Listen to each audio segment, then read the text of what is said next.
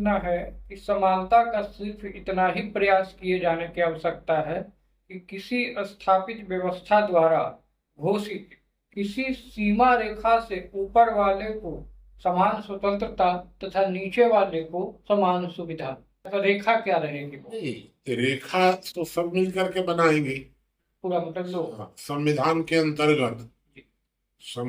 के अंतर्गत एक ऐसी रेखा देखी। व्यक्ति जो है, वो व्यक्ति की दो प्रकार की भूमिकाएं हैं। एक कि उसकी स्वतंत्रता, असीम स्वतंत्रता उसकी कायम रहनी चाहिए, उसमें कोई बाधा पैदा नहीं होनी चाहिए, एक बात, क्योंकि उसको मौलिक अधिकार है। दूसरी बात यह भी है कि वह समाज का अंग है।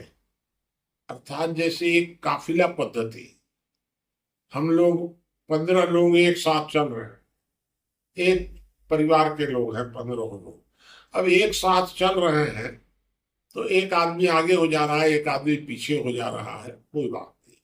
लेकिन अगर एक आदमी उसमें बीमार हो गया, चल ही नहीं सकता है बिल्कुल, उसको 14 लोग टांग कर भी ले जाएंगे।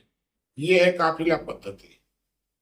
तो ये व्यवस्था को चाहिए कि जो लोग अक्षम हैं, अयोग्य हैं, कंपटीशन नहीं कर सकते हैं, उनको भी हम जिंदा रहने की व्यवस्था करें। ये उसका अधिकार नहीं है, ये हमारा कर्तव्य है व्यवस्था, कि हम उसको काफिला पद्धति के मुताबिक उसको जीने की सारी सुविधाएं दें। ये तो होना चाहिए।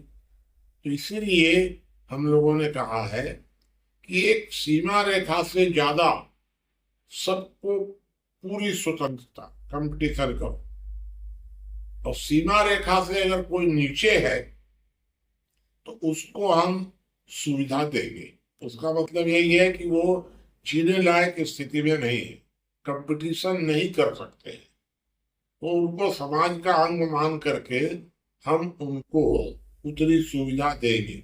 ये उनका अधिकार नहीं है। कहा जाता है कि वो भारतीय संविधान की जन कल्याणकारी कार्यों की प्राथमिकता घोषित करके दायित्वों को कमजोर कर दिया गया है, और जबकि इसी दिशा में सारे लोग जन कल्याणकारी कार्य के लिए हैं, सरकार उसी दिशा में कार्य कर रही है। क्या कांग्रेस, क्या बीजेपी, क्या बीजेपी, मतलब जो भी है XYZ पार्टी से लेकर प्रशासन, मतलब कार्यपालिका, विधायिका, न्यायपालिका, तीनों तीनों के तीनों कोई जन कल्याण के नाम पर सुनवाई शुरू कर देता है, कोई जन कल्याण के नाम पर उद्घाटन करता है, कोई जन कल्याण के नाम पर कानून बनाता है।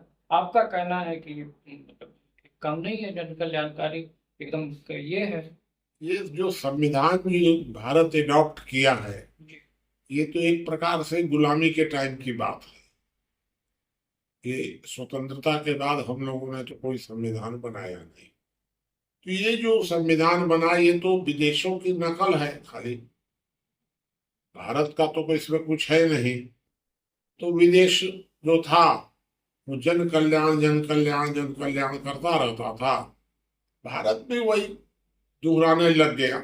जन कल्याण राज्य का कार्य ही नहीं है, ये तो समाज का कार्य है। तो जन कल्याण की सारी चिंता समाज करेगा, राज्य को नहीं करना चाहिए। राज्य का तो काम है सुरक्षा और न्याय।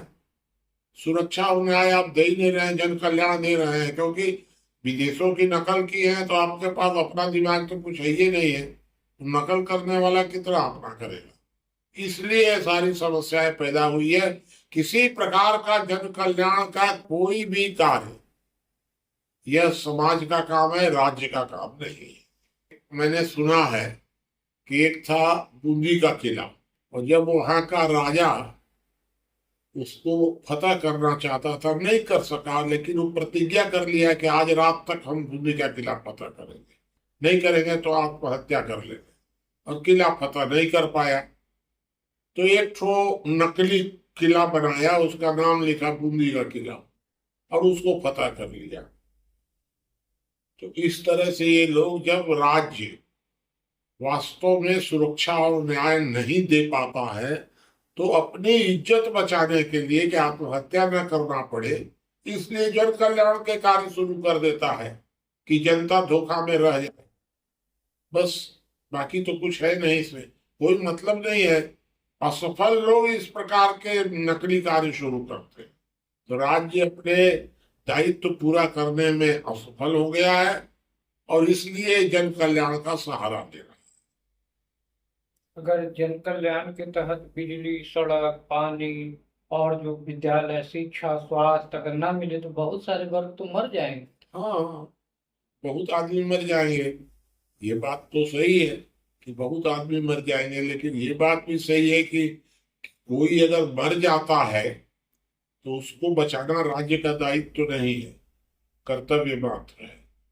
और अगर कोई मार देता है तो कौन बचाएगा? नक्सलवादी मार रहे हैं सब जगह पर, आतंकवादी मार रहे हैं, किसी का भी सुरक्षा के लिए गुंडों को टैक्स देना पड़ रहा है, कौन बचाएगा? क्योंकि आप तो बिजली दे रहे हैं, आप तो शिक्षा दे रहे हैं। ये एक विचित्र बात है। ये सुरक्षा और न्याय आप नहीं देंगे, आप नक्सलवाद नहीं रोकेंगे, आप तंबाकू रोकेंगे, ये कौन सा तर्क है? आप क्या कर रहे हैं भाई? तो आप मिलावट नहीं रोक रहे हैं, दहेज रोक रहे हैं, ये कौन सा तर्क है ये? तो ये तो माने एकदम से नॉनसेंस तर्क है ये कि आप मिलावट नहीं रोकेंगे, आप आतंकवाद नहीं रोकेंगे, आप हिंसा नहीं रोकेंगे, आप रोकेंगे तंबाकू, आप रोकेंगे शराब। तो ये तो इस तर्क से तो मैं सहमत नहीं। तो आपका कहना ये है कि किसी को मरता है अगर तो मर जाने देना चाहिए, अगर कोई मारता है तो बचाने का काम अधिकार जी, ये संविधान, आपका यही आपका दायित्व तो है। मतलब मारने नहीं देना है, मारने नहीं देना मर है जाने किसी को। देना है। हाँ, मारने मारने और मरने इन दोनों में बहुत फर्क है।